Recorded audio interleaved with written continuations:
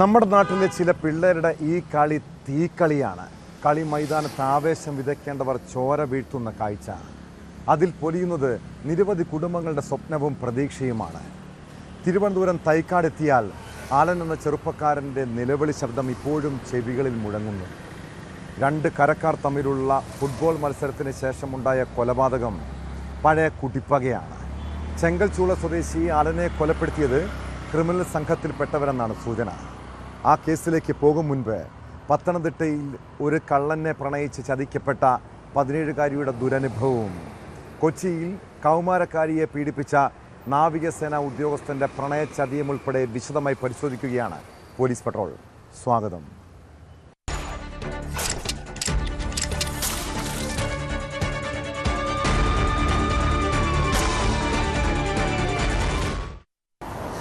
കള്ളനെ പ്രണയിച്ച നായികയുടെ കഥ. മലയാളികളെ ഏറെ ചിരിപ്പിച്ച സിനിമയാണ് ദിലീപും കാവ്യ മാധവനും ഒന്നിച്ച മീശ മാധവൻ എന്ന സിനിമ. എന്നാൽ യഥാർത്ഥ ജീവിതത്തിൽ കള്ളനോടൊരു പെൺകുട്ടിക്ക് പ്രണയം തോന്നുമോ? പത്തനംതിട്ടയിൽ നിന്ന് അങ്ങനെയൊരു കഥ കേട്ടു. കാമുകൻ കള്ളനാണെന്ന് അറിയാതെയാണ് 17കാരി അയാളെ പ്രേമിച്ചത്. നിരവധി മോഷണ കേസുകളിൽ പ്രതിയായ മനു പല രാത്രികളിലും പെൺകുട്ടിയുടെ വീട്ടിലെത്തും. മോഷണത്തിനല്ല, പ്രണയം നടിച്ച യുവാവ് പലതവണ അവളെ ലൈംഗികമായി ചൂഷണം ചെയ്തു. കഴിഞ്ഞ ദിവസം കാമുകൻ വീട്ടിലെത്തിയത് പെൺകുട്ടിയുടെ ബന്ധുക്കൾ കണ്ടു. അതോടെ അവിടെ നിന്നും അയാൾ ഓടി രക്ഷപ്പെട്ടെങ്കിലും പോലീസ് പ്രതിയെ പൊക്കി. പോക്സോ കേസ് ചുമത്തിയാണ് പത്തനംതിട്ട മല്ലപ്പള്ളി സ്വദേശി മനുവിനെ അറസ്റ്റ് ചെയ്തത്.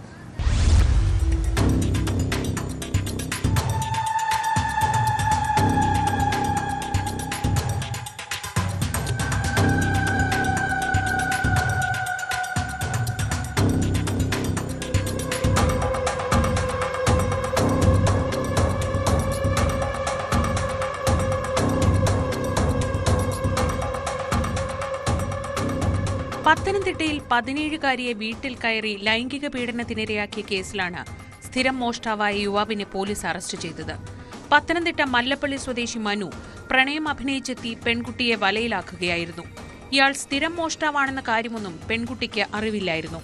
വീട്ടിൽ മുതിർന്ന ആരുമില്ലാതിരുന്ന സമയത്ത് കുട്ടിയുടെ വീട്ടിലെത്തിയ മനു ഒന്നിലധികം തവണ ലൈംഗികമായി പീഡിപ്പിക്കുകയായിരുന്നു.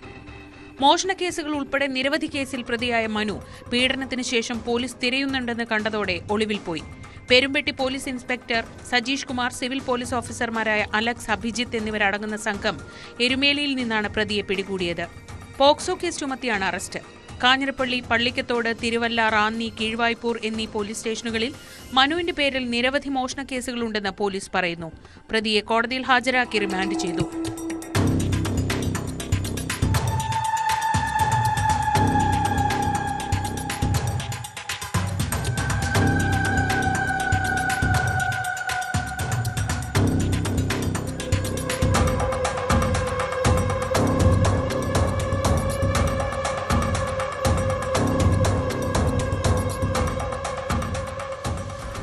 ന്യൂസ് 18 പത്തനംതിട്ട.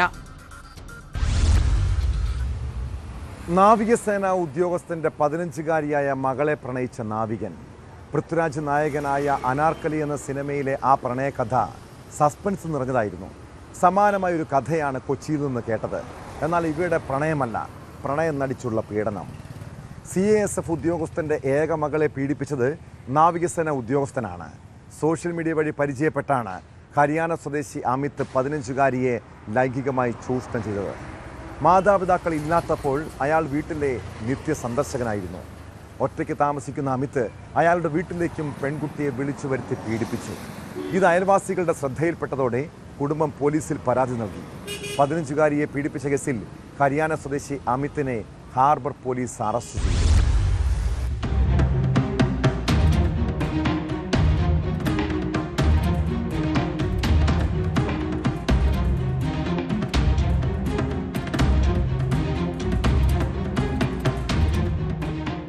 ഹരിയാന റോഹ്തക് സ്വദേശി അമിത് താമസിച്ചിരുന്ന കൊച്ചി മുണ്ടമേലിയിലെ വീട്ടിലേക്ക് പെൺകുട്ടിയെ വിളിച്ചുവരുത്തിയ ശേഷമായിരുന്നു പീഡനം. കൊച്ചിയിൽ ജോലി ചെയ്യുന്ന CSF ഉദ്യോഗസ്ഥന്റെ മകളാണ് പെൺകുട്ടി. 15കാരിയെ അമിത് പ്രണയം നടിച്ച് പീഡിപ്പിക്കുകയായിരുന്നുവെന്നാണ് ഹാർബർ പോലീസ് പറയുന്നത്. എങ്ങനെയാണ് പെൺകുട്ടിയുമായി നാവികൻ സൗഹൃദത്തിലായതെന്ന് പോലീസ് അന്വേഷിക്കുകയാണ്. അറസ്റ്റിലായ അമിതിനെ റിമാൻഡ് ചെയ്തു. നാവികന്റെ അറസ്റ്റ് സ്ഥിരീകരിച്ച് നാവികസേന വാർത്താക്കുറിപ്പിറക്കി. പോലീസിന്റെ അന്വേഷണവുമായി എല്ലാവിധത്തിലും സഹകരിക്കുമെന്ന് നാവികസേന വ്യക്തമാക്കി. സംഭവം അന്വേഷിക്കാൻ നേവിയും ഉദ്യോഗസ്ഥനെ ചുമതലപ്പെടുത്തിയിട്ടുണ്ട്.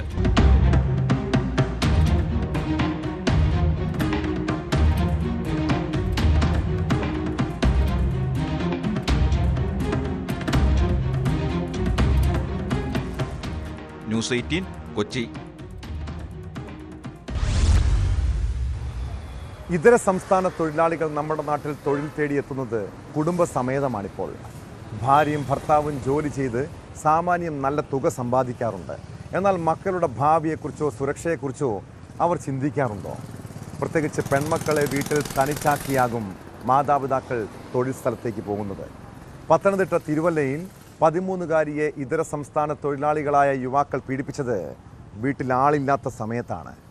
1.5 വയസ്സുള്ള സഹോദരിയുടെ വായ പൊത്തിപ്പിടിച്ച ശേഷമാണ് 14-കാരിയെ യുവാക്കൾ ചേർന്ന് ക്രൂരമായി പീഡിപ്പിച്ചത്. കേസിൽ 2 പ്രതികളും പോലീസിന്റെ പിടിയിലായി.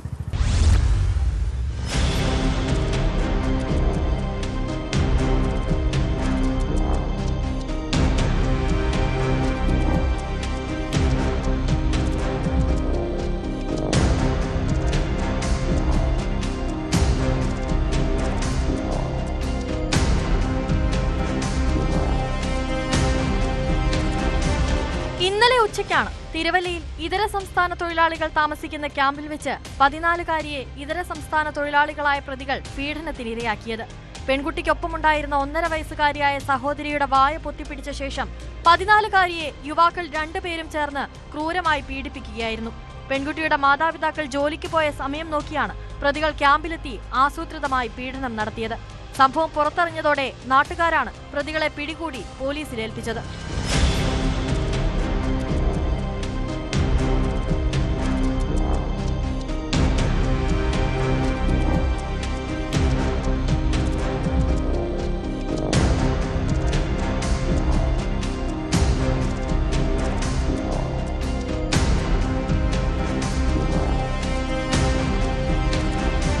പെൺകുട്ടിയുടെ മൊഴിയുടെ അടിസ്ഥാനത്തിൽ പ്രതികളെ തിരുവല്ല ഡിവൈഎസ്പിയുടെ നേതൃത്വത്തിലുള്ള പോലീസ് സംഘം അറസ്റ്റ് ചെയ്തു. പീഡനത്തിനിരയായ പെൺകുട്ടി ഇതര സംസ്ഥാന തൊഴിലാളികളുടെ മകളാണ്. പ്രതികൾ 2 പേരും ബംഗാൾ സ്വദേശികളാണ്.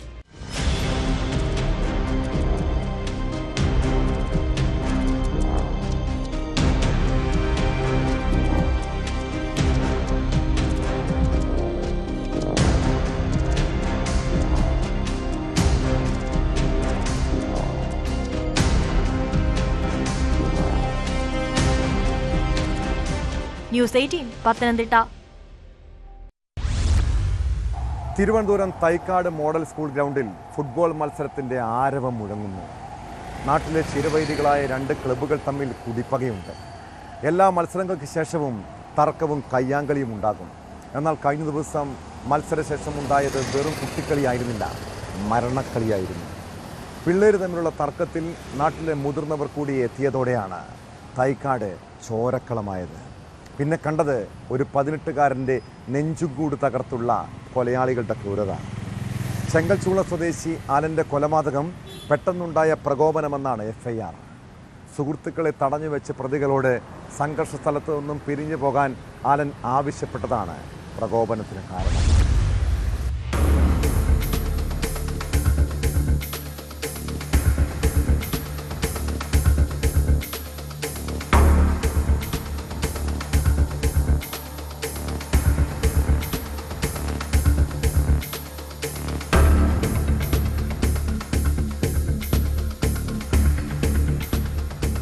ഫുട്ബോൾ കളിയുമായി ബന്ധപ്പെട്ട് നഗരത്തിലെ സ്കൂളിലെ വിദ്യാർത്ഥികൾ തമ്മിലുണ്ടായ തർക്കം ഇരു വിഭാഗങ്ങൾ ഏറ്റെടുത്തതാണ് സംഘർഷങ്ങൾക്ക് തുടക്കം.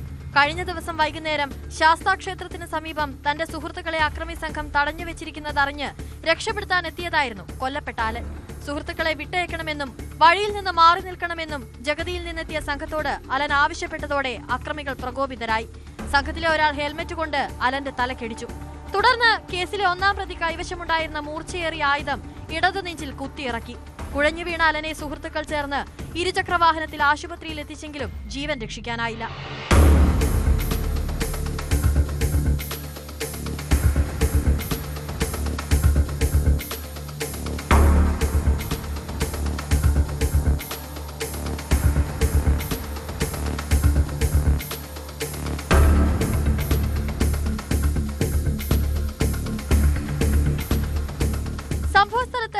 ഫോറൻസിക് സംഘം നടത്തിയ പരിശോധനയിൽ മർദ്ദനത്തിന് ഉപയോഗിച്ച ഇരുമ്പുവടി കണ്ടെടുത്തു. അതേസമയം കന്റോൺമെന്റ് പോലീസ് കസ്റ്റഡിയിലെടുത്ത ജഗതി സ്വദേശികളായ സന്ദീപ്, അഖിലേഷ് എന്നിവരെ വിശദമായി ചോദ്യം ചെയ്തു വരികയാണ്. സംഘത്തിൽ ഉൾപ്പെട്ട മറ്റുള്ളവർക്കായി തെരച്ചിൽ ഊർജിതമാക്കി. പോസ്റ്റ്മോർട്ടം നടപടികൾ പൂർത്തിയാക്കിയ അലന്റെ മൃതദേഹം ബന്ധുക്കൾക്ക് വിട്ടു നൽകി.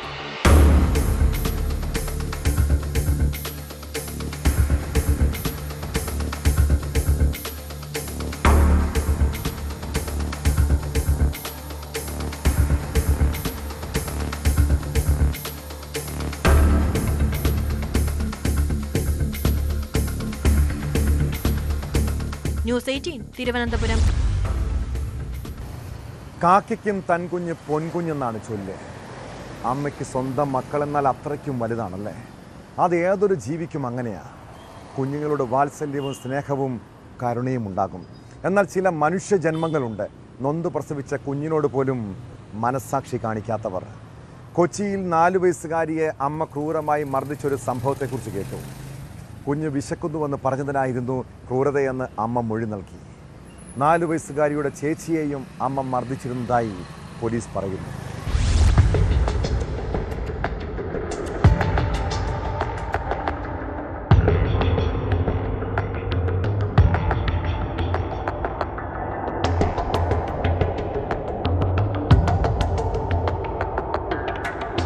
വയസ്സുകാരിയെ ചട്ടുകം കൊണ്ട് പൊള്ളിച്ചാണ് അമ്മ ഉപദ്രവമേൽപ്പിച്ചത്. കാട്ടിത്തറ സ്വദേശിനിയാണ്, കൊടുങ്ങല്ലൂർ സ്വദേശിനിയാണ്. കാട്ടിത്തറയിലാണ് അവർ താമസിച്ചു വരുന്നത്. ഇതുമായി ബന്ധപ്പെട്ടാണ് മരട് പോലീസ് ഇവർക്കെതിരെ കേസെടുത്തത്. ഇവരെ അറസ്റ്റ് ചെയ്ത് കോടതിയിൽ ഹാജരാക്കി റിമാൻഡ് ചെയ്തിട്ടുണ്ട്. കുഞ്ഞ് വിശക്കുന്നു എന്ന് പറയുമ്പോഴും ഭക്ഷണം കഴിച്ച ശേഷവും വിശക്കുന്നു എന്ന് അച്ഛനോട് പരാതി പറയുന്നു എന്ന് നിരന്തരം പരാതി പറയുന്നു. അതേ തുടർന്ന് അമ്മയ്ക്കുണ്ടായ വൈരാഗ്യമാണ് കുഞ്ഞിനെ നിരന്തരം ഇങ്ങനെ ഉപദ്രവിക്കാൻ കാരണമെന്നാണ് പോലീസിനോട് ഇവർ നൽകിയ മൊഴി. അങ്ങനെയാണ് ഇതേ തുടർന്ന് കുഞ്ഞു 4 വയസ്സുകാരിയാണ്. കുഞ്ഞു വിശക്കുന്നുവെന്ന് പറയുമ്പോൾ തന്നെ അച്ഛനും അമ്മയും തമ്മിൽ ഇതിൻ്റെ പേരിൽ നിരന്തരം വഴക്കുണ്ടായിരുന്നു. ഇതിന് കാരണക്കാരി കുട്ടിയാണ് എന്നുള്ള വൈരാഗ്യ ബുദ്ധിയോടുകൂടിയാണ് കുഞ്ഞിനെ ഉപദ്രവിക്കുന്നത് എന്നുള്ളതാണ് പോലീസിന് നൽകിയിരിക്കുന്ന മൊഴി. അങ്ങനെയാണ്. എന്തായാലും സ്കൂൾ അധികൃതരാണ് കുഞ്ഞിനെ ചട്ടുകം കൊണ്ട് പൊള്ളിച്ചത് കണ്ടെത്തിയത്. അതിനുശേഷമാണ് ഇവർ പോലീസിൽ അറിയിക്കുന്നത്. സ്കൂൾ അധികൃതർ തന്നെ നൽകിയ പരാതിയുടെ അടിസ്ഥാനത്തിലാണ് മരട് പോലീസ് ഈ കേസ് രജിസ്റ്റർ ചെയ്യുന്ന സാഹചര്യമുണ്ടായത്. ഈ സ്കൂൾ അധികൃതർ അറിയിച്ചതിനെ തുടർന്ന് മരട് പോലീസ് കേസെടുക്കുകയും തുടർന്ന് നടത്തിയ ചോദ്യം ചെയ്യലിലാണ് ഈ യുവതി ഈ വെളിപ്പെടുത്തലുകളൊക്കെ നടത്തിയത്. മറ്റൊരു കുട്ടി കൂടിയുണ്ട്, അതിനെയും ഇങ്ങനെ നിരന്തരം ഉപദ്രവിക്കുന്നതായും പരാതിയുണ്ട്. എന്തായാലും അച്ഛനെ കേസിൽ പ്രതി ചേർക്കണമെന്നുള്ള കാര്യം പിന്നീട് ആലോചിക്കും. ഈ അച്ഛനെ തൽക്കാലം കസ്റ്റഡിയിലെടുത്ത് ചോദ്യം ചെയ്ത് വിട്ടിട്ടുണ്ട്. എന്നിരുന്നാലും അമ്മയെ പോലീസ് അറസ്റ്റ് ചെയ്ത് റിമാൻഡിലേക്ക് അയച്ചിട്ടുണ്ട്. ജുവനൽ ജസ്റ്റിസ് ആക്ട് പ്രകാരമുള്ള നടപടിക്രമങ്ങളാണ് ഈ കേസിലുള്ളത്. അത് മാത്രമല്ല, കുഞ്ഞിനെ ഇങ്ങനെ നിരന്തരം ഉപദ്രവിക്കുന്നു എന്നുള്ളത് സ്കൂൾ അധികൃതരുടെ കണ്ടെത്തലിന് ശേഷമാണ്. സ്കൂൾ അധികൃതർ നൽകിയ പരാതിയിലാണ് മരട് പോലീസ് കേസ് രജിസ്റ്റർ ചെയ്യുന്നത്. തുടർന്ന് നടത്തിയ ചോദ്യം ചെയ്യലിലാണ് നിരന്തരം ഈ കുഞ്ഞ് ഉപദ്രവത്തിന് അമ്മയുടെ ഭാഗത്തുനിന്നുണ്ടായ മർദ്ദനത്തിന് ഇരയായിരുന്നു എന്ന് കണ്ടെത്തിയിട്ടുള്ളത്.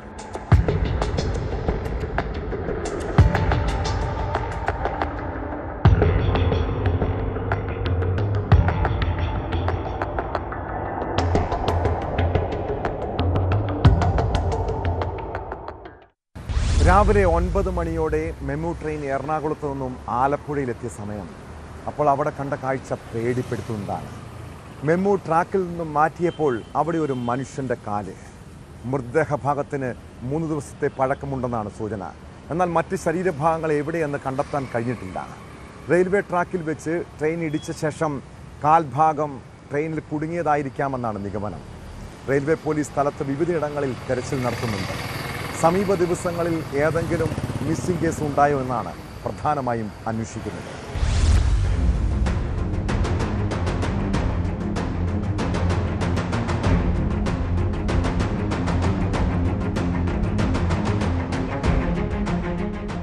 ആലപ്പുഴ റെയിൽവേ സ്റ്റേഷനിൽ 2ാമത്തെ പ്ലാറ്റ്ഫോമിലെ റെയിൽവേ ട്രാക്കിലാണ് അറ്റുപോയ നിലയിൽ മനുഷ്യന്റെ കാൽ കണ്ടെത്തിയത്.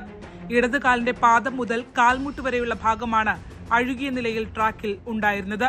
രാവിലെ 9 മണിയോടെ എറണാകുളം ആലപ്പുഴ മെമു ട്രാക്കിൽ നിന്ന് മാറ്റിയപ്പോഴാണ് റെയിൽവേ ക്ലീനിംഗ് ജീവനക്കാർ മൃതദേഹാവശിഷ്ടം കണ്ടത്.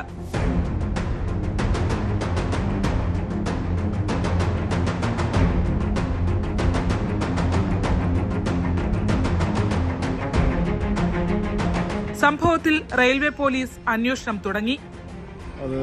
അത് മെഡിക്കൽ കോളേജിലേക്ക് കൊണ്ടുപോയിട്ടുണ്ട്. ഇത് എവിടെയെങ്കിലും റൺ ഓവറായിട്ട് ഈ ട്രെയിനിൻ്റെ ഈ പാദം കുടുങ്ങി ഇവിടെ വന്നായിരിക്കും, പഴക്കമുണ്ട്. അപ്പോൾ അതിൻ്റേതായ ഇനി ആ രീതിയിലായിരിക്കും അന്വേഷണം മുന്നോട്ട് പോവുക. എവിടെയെങ്കിലും റൺ ഓവർ ഉണ്ടായിട്ടുണ്ടോ എന്നുള്ള കാര്യങ്ങൾ അന്വേഷിക്കും. ഈ ട്രെയിൻ ഓടുന്ന റൂട്ടുകളെല്ലാം അന്വേഷണം നടത്തിയാലേ നമുക്കത് ബോധ്യമാവുള്ളൂ.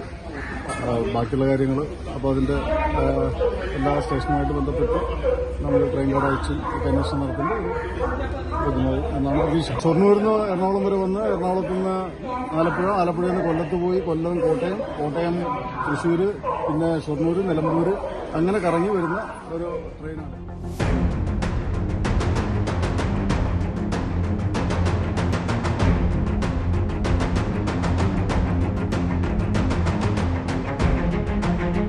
ട്രെയിൻ തട്ടിയ ആരുടെയെങ്കിലും കാൽഭാഗം ട്രെയിനിൽ കുടുങ്ങിയതായിരിക്കുമെന്നാണ് സംശയം. കിട്ടിയ ശരീരഭാഗത്തിന് പഴക്കമുണ്ട്. മെമു സർവീസ് നടത്തുന്ന എറണാകുളം, ആലപ്പുഴ, കൊല്ലം, കോട്ടയം, തൃശൂർ, പാലക്കാട് ജില്ലകളിൽ അടുത്തിടെ ഉണ്ടായ അപകടങ്ങളുടെ വിവരം റെയിൽവേ പോലീസ് ശേഖരിക്കുന്നുണ്ട്. നിലവിൽ ഇൻക്വസ്റ്റ് നടപടികൾക്ക് ശേഷം മൃതദേഹാവശിഷ്ടം വണ്ടാനം മെഡിക്കൽ കോളേജ് ആശുപത്രിയിലേക്ക് മാറ്റി.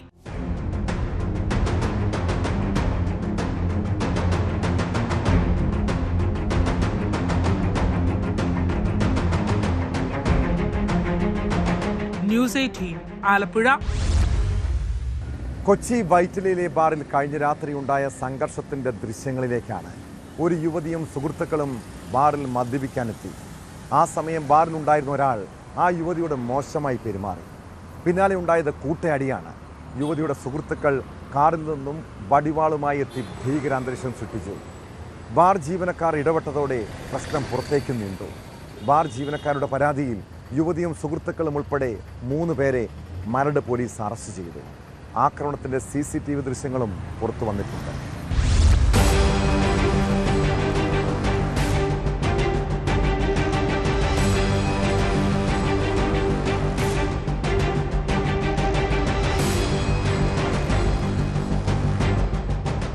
തിരുവനന്തപുരം സ്വദേശി അലീന, കൊല്ലം സ്വദേശികളായ ഷഹീൻ ഷാ, അൽ അമീൻ എന്നിവരെയാണ് മരട് പോലീസ് പിടികൂടിയത്. ഞായറാഴ്ച രാത്രി വൈറ്റില കണ്ണാടിക്കാടുള്ള ബാറിൽ മദ്യപിക്കുന്നതിനിടെ അലീനയും അടുത്ത സീറ്റിലുണ്ടായിരുന്ന മധ്യവയസ്കനും തമ്മിൽ തർക്കമുണ്ടായി. ബാർ ജീവനക്കാർ ഇടപെട്ടു. തർക്കവും കയ്യാങ്കളിയും ബാറിന് പുറത്തേക്കും നീണ്ടു. കാറിലേക്ക് പോയ അലീനയും സുഹൃത്തുക്കളും തിരികെ എത്തിയത് വടിവാളുമായി.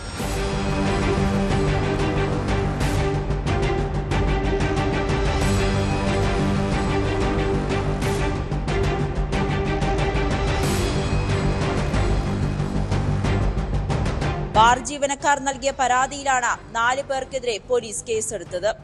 സംഘം ബാർ ജീവനക്കാരെ മർദ്ദിച്ചെന്നും ഭീകരാന്തരീക്ഷം സൃഷ്ടിച്ചെന്നും പരാതിയിൽ പറയുന്നു.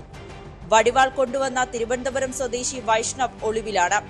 ഇയാൾക്കായി തിരച്ചിൽ തുടരുകയാണ്.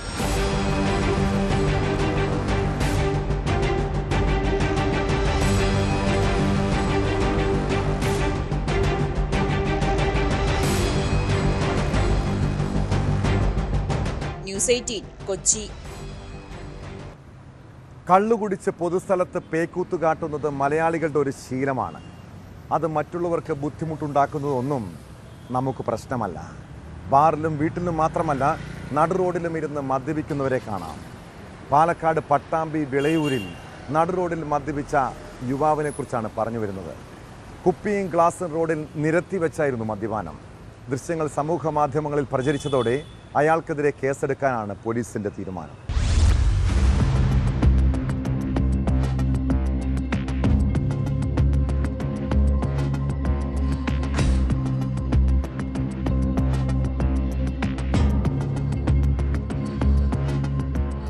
പലതരത്തിലുള്ള കുടിയന്മാരെയും കുടിക്കാനുള്ള രീതികളെയും നമ്മൾ കണ്ടിട്ടുണ്ടെങ്കിലും ഇതൊരു പക്ഷേ ആദ്യത്തെ സംഭവമായിരിക്കും. ആരും കാണാതെ കുടിക്കുക എന്നതാണ് മലയാളികളുടെ പൊതുശീലമെങ്കിലും പട്ടാമ്പിയിലെ ഒരു യുവാവ് അതങ്ങ് തെറ്റിച്ചു. പട്ടാമ്പി വിളയൂർ സെന്ററിലാണ് ഒരേ സമയം കൗതുകവും ആശങ്കയും ഉണ്ടാക്കിയ സംഭവം നടന്നത്. കുപ്പിയും ഗ്ലാസുമായി കടന്നു വന്ന യുവാവ് നടുറോഡിൽ കുത്തിയിരുന്നു. പിന്നെ കണ്ടത് നടുറോഡിലെ ലൈവായുള്ള മദ്യപാനം.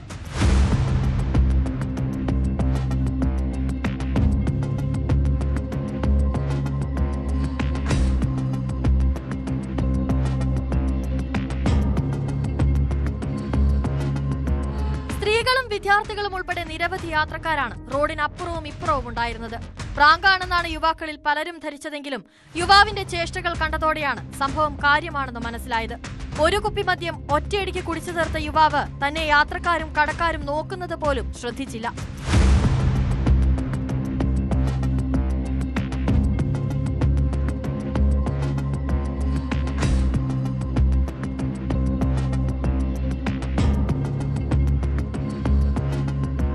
വീഡിയോ സോഷ്യൽ മീഡിയ വഴി പ്രചരിച്ചതോടെ പലരുടെയും അഭിപ്രായം ഓരോ രീതിയിലാണ്. എക്സൈസ് മന്ത്രിക്കെതിരായാണ് ആരോപണങ്ങൾ കൂടുതലും. യുവാവിനെതിരെ നിയമ നടപടി സ്വീകരിക്കാനുള്ള നീക്കത്തിലാണ് പോലീസ്. പരസ്യ മദ്യപാനത്തിന് പുറമെ ഗതാഗത തടസ്സമുണ്ടാക്കിയതിനും ഇയാൾ മറുപടി പറയേണ്ടി വരും.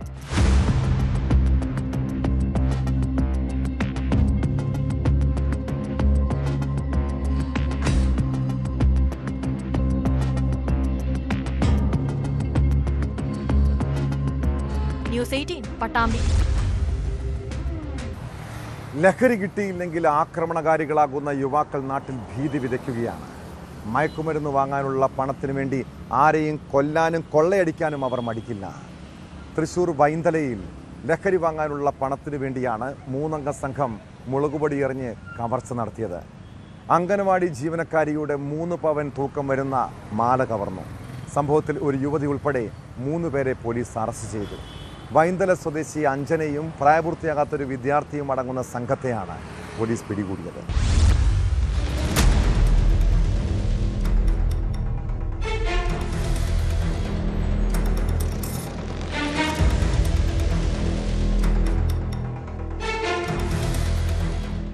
അംഗൻവാടി ജീവനക്കാരി മോളി ജോർജ് വൈദ്യല പാടത്തിന് അടുത്തുകൂടെ വീട്ടിലേക്ക് പോവുകയായിരുന്നു. പാടത്തിന് അടുത്തുനിന്ന് ഒരു യുവതിയും 2 ആൺ സുഹൃത്തുക്കളും സംസാരിക്കുന്നത് മോളിയുടെ ശ്രദ്ധയിൽപ്പെട്ടു. ഇവരിലൊരാൾ മോളിയുടെ പിന്നാലെ എത്തി മുളകുപൊടി വിതറിയ ശേഷം 3 പവന്റെ മാല കവരുകയായിരുന്നു.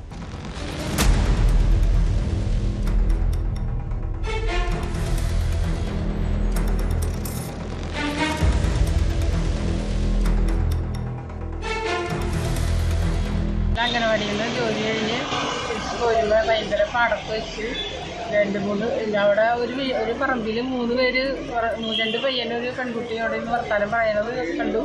അത് കഴിഞ്ഞ് 3 വണ്ടികൾ വന്നപ്പോൾ ഇങ്ങനെ ഞാനിങ്ങനെ സൈഡ് ഇങ്ങനെ തിരിഞ്ഞ് നിന്ന് വണ്ടി പോയതിന് ശേഷം അതിലൊരു പയ്യൻ പിന്നാലെ വന്നുകൊണ്ട് ഇങ്ങനെ വന്ന് അത് ഫോൺ ചെയ്തോണ്ട് വന്നുകൊണ്ട് ഇങ്ങനെ നിൽക്കടാ ഞാൻ വരട്ടെ എന്നും പറഞ്ഞുകൊണ്ട് പിന്നാലെ ഫോൺ ചെയ്ത് വരണ്ടായിരുന്നു. അങ്ങനെ അത് ഞാൻ ഇങ്ങനെ തിരിഞ്ഞു നോക്കിയപ്പോൾ ഇങ്ങനെ മുളകുപൊടി ഇങ്ങനെ കണ്ണിലേക്ക്. 3 അംഗ സംഘത്തിലുണ്ടായിരുന്ന അഞ്ജന എന്ന യുവതിയെ മോളി ജോർജ് തിരിച്ചറിഞ്ഞു. അഞ്ജനയെ കസ്റ്റഡിയിലെടുത്തതോടെയാണ് മറ്റ് 2 പ്രതികളിലേക്കും പോലീസ് എത്തിയത്.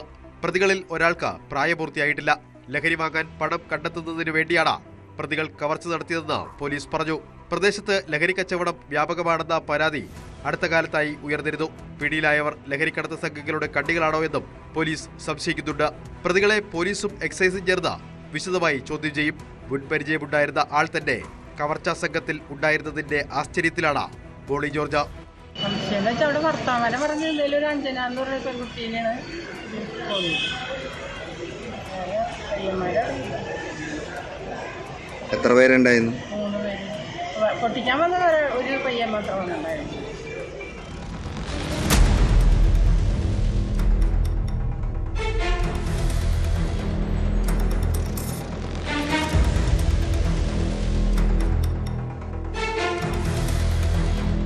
ന്യൂസ് 18 തൃശൂർ. തെരഞ്ഞെടുപ്പ് കാലമാണ്. നാട്ടിൽ വലിയ വീറും വാശിയുമൊക്കെ ഉണ്ട്. വിവിധ പാർട്ടികളിലുള്ള അയൽവാസികൾ തമ്മിൽ പോലും രാഷ്ട്രീയ വിരോധമുണ്ടാകാം. തൃശ്ശൂരിൽ വനിതാ പഞ്ചായത്ത് അംഗത്തിൻ്റെ വീടിന് നേരെ ആക്രമണം നടത്തിയത് അജ്ഞാത സംഘമാണ്. കൈപ്പറമ്പ് സ്വദേശിനി അഖിന പ്രസാദ് മത്സര രംഗത്തു നിന്നും പിന്മാറണമെന്നാവശ്യപ്പെട്ട് നേരത്തെ ഭീഷണി ഉണ്ടായിരുന്നു. അതിന് പിന്നാലെയായിരുന്നു ആക്രമണം. അഖിലയുടെ പരാതിയിൽ പേരാമംഗലം പോലീസ് കേസെടുത്ത് അന്വേഷണം ആരംഭിച്ചിട്ടുണ്ട്.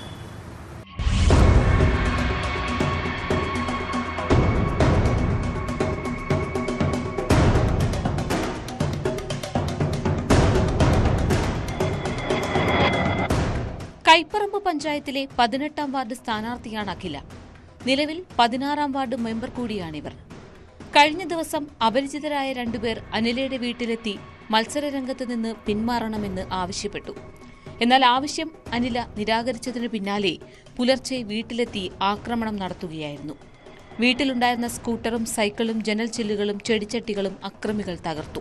നിങ്ങൾ ഇലക്ഷനിൽ നിൽക്കണ്ടോന്ന് ചോദിച്ചു, സ്ഥാനാർത്ഥിയാണോ ചോദിച്ചു. ഞാൻ പറഞ്ഞു ആദ്യം പറഞ്ഞു, ആദ്യം പിൻവാങ്ങണമെന്ന് പറഞ്ഞു, പിന്മാറണം എന്ന് പറഞ്ഞു. അപ്പം ഞാൻ വിചാരിച്ചു ഇനിയിപ്പം നമ്മുടെ അന്വേഷിച്ച് ആരെങ്കിലും വന്നതാവും എന്നുള്ളൊരു ഇതായിരുന്നു ഉണ്ടായിരുന്നത്. ഞാൻ പറഞ്ഞു അത് പറയാൻ നിങ്ങൾ ആരാന്ന് ചോദിച്ചു. അപ്പം ഒന്നും പറഞ്ഞില്ല. അത് നിങ്ങൾ അതിൻ്റെ ഭവിഷ്യത്ത് വഴി അറിയുമെന്ന് പറഞ്ഞു. എന്നിട്ട് അത് പറയുമ്പോഴേക്കും ഒരാൾ വണ്ടിയിൽ കയറി. ബൈക്കിലാണ് ബുള്ളറ്റാണ്. ആ സമയത്ത് നമ്മളൊന്ന് നോക്കാനുള്ളത് ഒരു 3 മണി 3:30 കഴിഞ്ഞിട്ടുണ്ട്. ശനിയാഴ്ചയാണ് സംഭവം. അതിന് പ്രകാരം നമ്മൾ ഇന്നലെയാണ് നമ്മൾ പരാതി കൊടുക്കുന്നത്.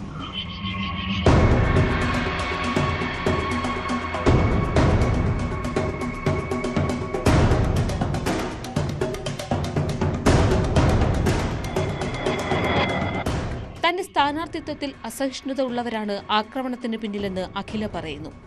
സ്ഥാനാർത്ഥിത്വവുമായി മുന്നോട്ടു പോകാൻ തന്നെയാണ് തീരുമാനം. എന്നാൽ വീണ്ടും ആക്രമണമുണ്ടായേക്കാമെന്ന ആശങ്കയും ഇവർക്കുണ്ട്. അഖിലയുടെ പരാതിയിൽ പേരാമംഗലം പോലീസ് അന്വേഷണം തുടങ്ങിയിട്ടുണ്ട്.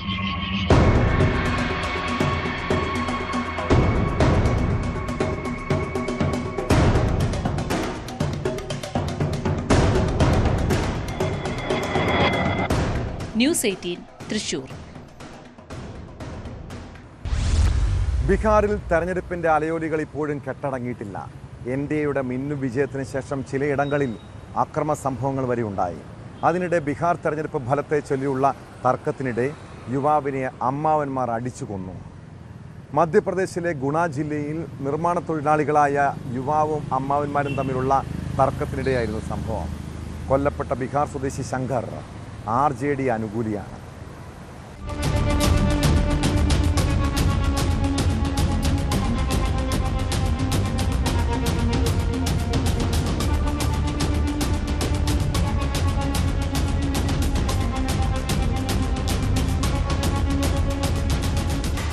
കെട്ടിട നിർമ്മാണ തൊഴിലാളികളാണ് കൊല്ലപ്പെട്ട ശങ്കറും പ്രതികളായ അമ്മാവന്മാരും. ബീഹാറിലെ ഷോഹർ ജില്ലക്കാരായ മൂവരും സർക്കാർ ക്വാർട്ടേഴ്സ് നിർമ്മാണത്തിനായി 2 ദിവസം മുൻപാണ് ഗുഡയിൽ എത്തിയത്. 3 പേരും ഒരു സ്ഥലത്താണ് താമസിച്ചിരുന്നത്. 3 പേരും കൂടി ഭക്ഷണം പാകം ചെയ്ത് കഴിച്ച ശേഷം മദ്യപാനം ആരംഭിച്ചു. ഇതിനിടെ ചർച്ച ബീഹാർ തെരഞ്ഞെടുപ്പിലേക്ക് കടക്കുകയും തർക്കം ഉടലെടുക്കുകയുമായിരുന്നു. മരിച്ച ശങ്കർ RJD അനുകൂലിയാണ്. പ്രതികളായ അമ്മാവന്മാർ തുഫാനിയും രാജേഷും JDU പക്ഷക്കാരാണ്. സംസാരത്തിനിടെ RJD നേതാവായ തേജസ്വി യാദവിനെതിരായ മോശം പരാമർശമാണ് ശങ്കറിനെ ചൊടിപ്പിച്ചത്. തുടർന്ന് ശങ്കർ ശക്തമായി തിരിച്ചടിച്ചു. ഇതോടെ വാക്കുതർക്കം കയ്യാങ്കളിയായി. യുവാവിനെ ക്രൂരമായി മർദ്ദിച്ച പ്രതികൾ അടുത്തുള്ള ചെളി നിറഞ്ഞ പ്രദേശത്തേക്ക് വലിച്ചഴിച്ചു കൊണ്ടുപോയി മുഖം ചെളിയിൽ മുക്കി. മുഖം ചെളിയിൽ അമർത്തിപ്പിടിച്ചതിനെ തുടർന്ന് ശങ്കർ ശ്വാസം മുട്ടി മരിക്കുകയായിരുന്നു. യുവാവിന്റെ വായിലും ശ്വാസകോശത്തിലും വരെ ചെളിയെത്തിയിരുന്നു.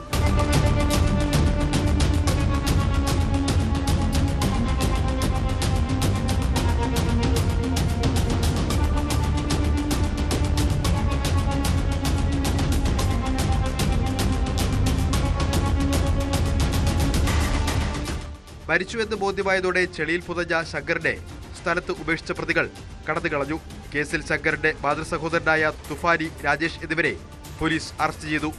ചോദ്യം ചെയ്യലിൽ പ്രതികൾ കുറ്റം സമ്മതിച്ചതായി പോലീസ് അറിയിച്ചിട്ടുണ്ട്.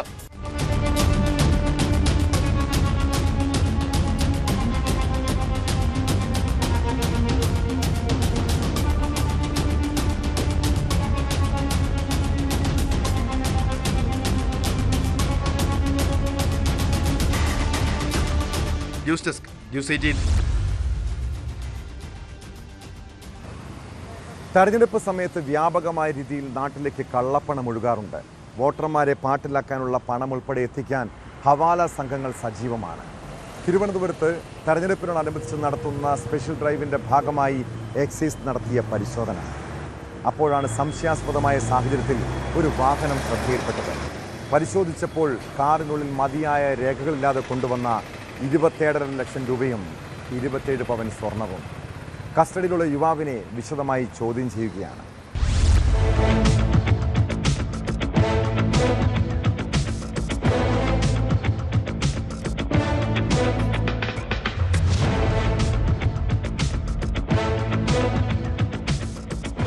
തദ്ദേശ തെരഞ്ഞെടുപ്പിനോടനുബന്ധിച്ച് എക്സൈസ് വകുപ്പ് നടത്തിവരുന്ന സ്പെഷ്യൽ ഡ്രൈവിന്റെ ഭാഗമായിട്ടായിരുന്നു പരിശോധന. KSRTC ബസ്സിൽ മതിയായ രേഖകളില്ലാതെ അനധികൃതമായി കടത്തിക്കൊണ്ടുവന്ന 21.5 ലക്ഷം രൂപയും 216 ഗ്രാം സ്വർണവുമാണ് പിടികൂടിയത്.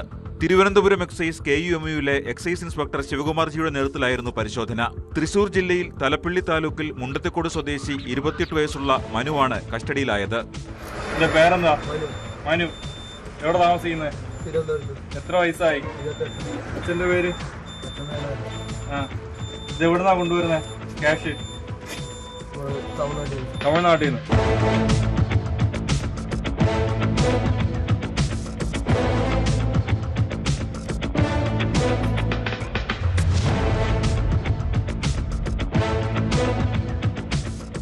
തുടർ നടപടികൾക്കായി പിടിച്ചെടുത്ത സ്വർണവും പണവും പാറശാല പോലീസിന് കൈമാറി.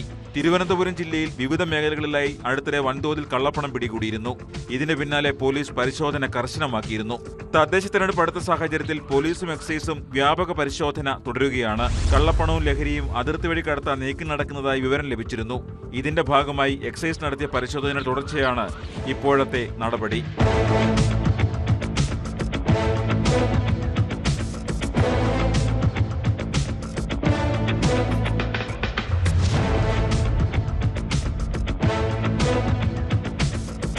ന്യൂസ് 18 തിരുവനന്തപുരം. നമ്മളെ ഒരു അപകടത്തിൽ നിന്ന് രക്ഷിക്കാൻ ചിലപ്പോൾ ദൈവം മനുഷ്യന്റെ രൂപത്തിൽ അവതരിക്കാറുണ്ടല്ലേ? റെയിൽവേ പോലീസിലെ ASI ഉമേഷ് ആ സമയം അവിടെ എത്തിയത് ഒരു രക്ഷകന്റെ രൂപത്തിലാണ്. ഓടിക്കൊണ്ടിരുന്ന ട്രെയിനിൽ കയറാനുള്ള ശ്രമത്തിനിടെ താഴെ വീണ വയോധികയെ രക്ഷിച്ച റെയിൽവേ പോലീസ് ഉദ്യോഗസ്ഥൻ. ASI ഉമേഷിൻ്റെ സംയോജിതമായ ഇടപെടലിലൂടെ വലിയൊരു അപകടമാണ് ഒഴിവായത്. വയോധികയുടെ ജീവൻ രക്ഷിച്ച ഉമേഷിനെ അഭിനന്ദിച്ചുകൊണ്ട് കേരള പോലീസ് ഫേസ്ബുക്ക് പേജിലൂടെ വീഡിയോ പങ്കുവച്ചിട്ടുണ്ട്.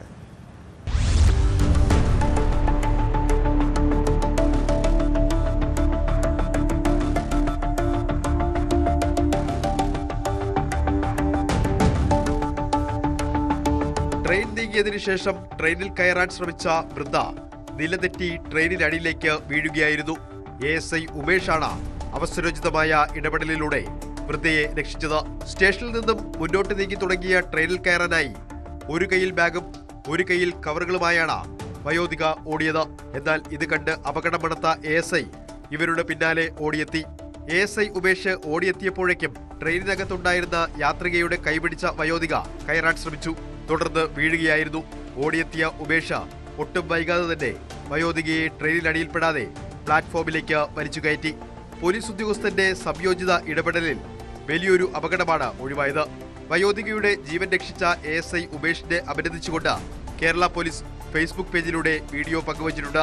ഓടിക്കൊണ്ടിരിക്കുന്ന ട്രെയിനിലേക്ക് കയറരുതെന്നും ഇത് അപകടം വിളിച്ചു വരുത്തുമെന്നും പോലീസ് മുന്നറിയിപ്പ് നൽകുന്നു.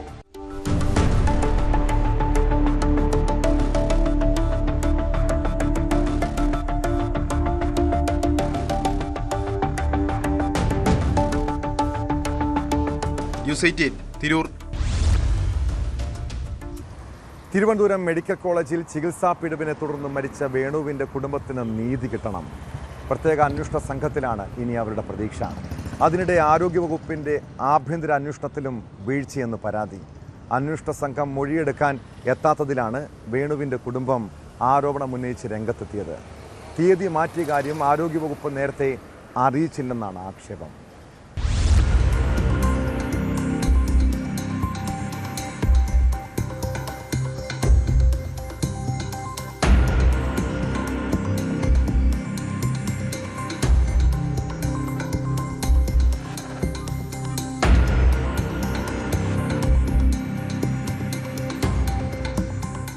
മരിച്ച വേണുവിന്റെ ഭാര്യ സിന്ധുവിന്റെ മൊഴിയെടുക്കാൻ ഇന്ന് ഉച്ചയ്ക്ക് 12 മണിക്ക് എത്തുമെന്ന് കത്തിലൂടെയും ഫോൺ മുഖേനയും അറിയിച്ച ആരോഗ്യവകുപ്പ് സംഘം നിശ്ചിത സമയത്ത് ഹാജരായില്ല. മെഡിക്കൽ കോളേജ് ഡയറക്ടറുടെ ഓഫീസിൽ നിന്നാണ് എത്തുന്ന വിവരം കുടുംബത്തിന് നൽകിയത്.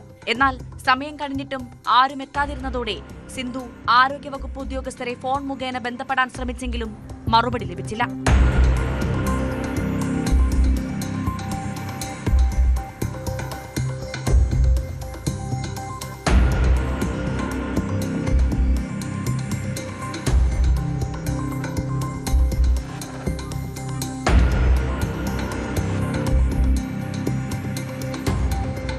ഇതോടൊപ്പം സ്പീഡ് പോസ്റ്റ് മുഖേന മറ്റൊരു തീയതി പിന്നീട് അറിയിക്കാമെന്നുള്ള കത്ത് വീട്ടിലെത്തുകയും ചെയ്തു.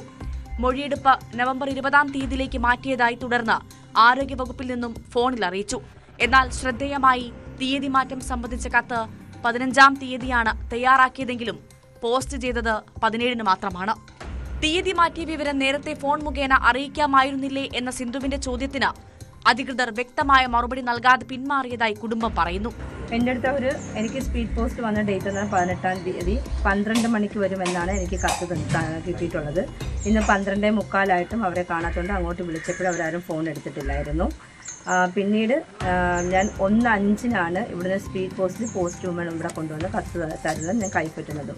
പിന്നീട് അവിടുത്തെ സാർ എന്നെ വിളിച്ചിട്ട് പറഞ്ഞു നേരത്തെ അറിയിച്ചിട്ടുണ്ടായിരുന്നു. ഞാൻ എൻ്റെ നമ്പർ അവിടെ കൊടുത്തിട്ടുണ്ടായിരുന്നു. ഇമെയിലിൽ ലെറ്റർ അയക്കാനും എൻ്റെ നമ്പറാണ് ഞാൻ അവിടെ കൊടുത്തിട്ട് എന്നെ ഇതുവരെ ആരും കോൺടാക്റ്റ് ചെയ്തിട്ടില്ലായിരുന്നു. ഇപ്പോൾ സാറ് വിളിച്ചിട്ട് പറഞ്ഞ റീസൺ എന്ന് പറഞ്ഞു കഴിഞ്ഞാൽ അവിടുത്തെ ഡോക്ടർക്ക് എന്തോ ഒരു മരണം ഉണ്ടായിരുന്നു, അതുകൊണ്ടാണ് വരാൻ പറ്റാമെന്ന് എന്നാണ് റീസൺ പറഞ്ഞത്. ഇനി എന്താണെന്ന് അറിയത്തില്ല. അത് മാത്രമല്ല ഞാൻ ചോദിച്ചു എൻ്റെ വസതിയിലാണോ വരുന്നത് ചോദിച്ചപ്പോൾ അതല്ല, ഏതെങ്കിലും ഒരു പബ്ലിക് പ്ലേസ് അല്ലെങ്കിൽ ഗവൺമെൻറ് സ്ഥാപനത്തിലായിരിക്കും വരുന്നത് എന്നാണ് അറിയിച്ചിരിക്കുന്നത്. ഒരു മരണം സംഭവിച്ചിട്ട് ഇത്രയും ദിവസമായിട്ട് അവരുടെ ഭാഗത്തുനിന്ന് യാതൊരു അന്വേഷണം ഉണ്ടായിട്ടുമില്ല. പിന്നെ അവർ അന്വേഷിക്കാമെന്ന് പറഞ്ഞ് ഡേറ്റ് മാറ്റിയിട്ട് അത് നേരത്തെ അറിയിച്ചിട്ടുമില്ല. അതുപോലെ അവർ അവിടുന്ന് ഓഫീസിൽ നിന്ന് 15/11/2025 ഈ കത്ത് അവർ ചെയ്തിരിക്കുന്നത്. എന്നിട്ട് നമുക്ക് പോസ്റ്റ് ഓഫീസിൽ എത്തിയിരിക്കുന്നത് 17/11/2025 18-ാം തീയതി അവർ ഹിയറിങ്ങിന് വരാം എന്ന് പറഞ്ഞ് 12 മണിക്ക് ഹിയറിങ്ങിന് വരാം എന്ന് പറഞ്ഞിട്ട് 1:05 ഇവിടെ പോസ്റ്റ് ഓഫീസിൽ ഇവിടെ എന്നെ ഏൽപ്പിച്ചത്. ഞാൻ 1:05 ഞാൻ സൈൻ ചെയ്ത് വാങ്ങിച്ചത് ഈ ലെറ്റർ.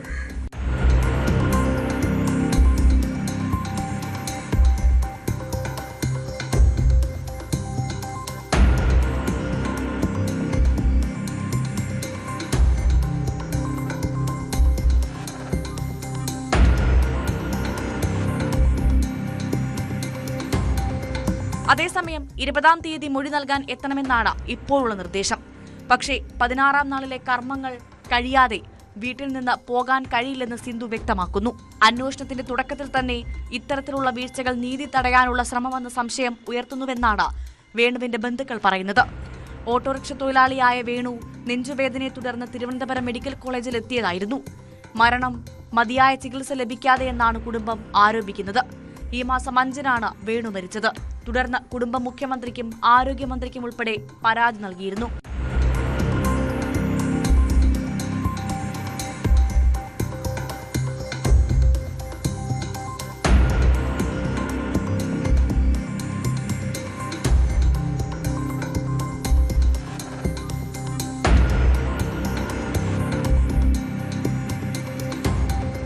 ന്യൂസ് 18 കൊല്ലം. ഡൽഹി സ്ഫോടനത്തിന് പിന്നാലെ പുറത്തുവരുന്നത് ഞെട്ടിപ്പിക്കുന്ന വിവരങ്ങൾ. സ്ഫോടനത്തിൽ കൊല്ലപ്പെട്ട ഉമർ നബി ചാവേർ ആക്രമണങ്ങളെക്കുറിച്ച് ക്ലാസ് എടുക്കുന്നതിൻ്റെ വീഡിയോ ന്യൂസ് 18 ലഭിച്ചു. ഇയാൾക്കൊപ്പം ഉണ്ടായിരുന്നവർ ഹമാസ് മോഡൽ ആക്രമണങ്ങൾ രാജ്യത്ത് നടത്താൻ പദ്ധതിയിട്ടിരുന്നു. ഇതിനായി ഡ്രോണുകളും ചെറു റോക്കറ്റുകളും നിർമ്മിക്കാനുള്ള ശ്രമം നടത്തിയിരുന്നതായും അന്വേഷണ സംഘം കണ്ടെത്തി. അതേസമയം ഫരീദാബാദിലെ അൽഫല സർവകലാശാലയിൽ ED റെയ്ഡ് പുരോഗമിക്കുകയാണ്.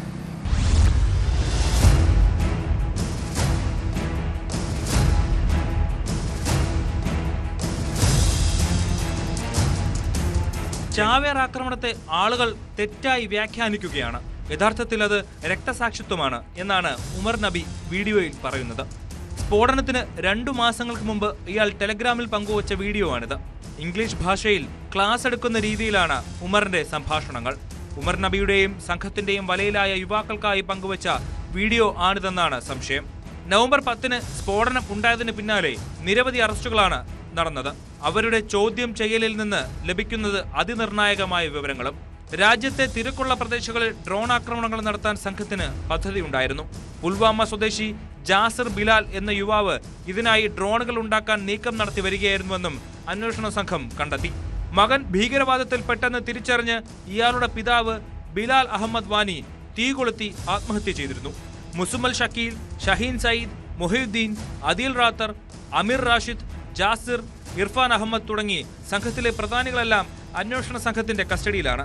കൂടാതെ ഫരീദാബാദിലെയും അനന്തനാഗിലെയും ഡോക്ടർമാരും NIA-യുടെ നിരീക്ഷണത്തിലാണ്. അതിനിടെ അൽഫല സർവകലാശാലയിലേക്ക് ED സംഘവും എത്തിയിരിക്കുന്നു.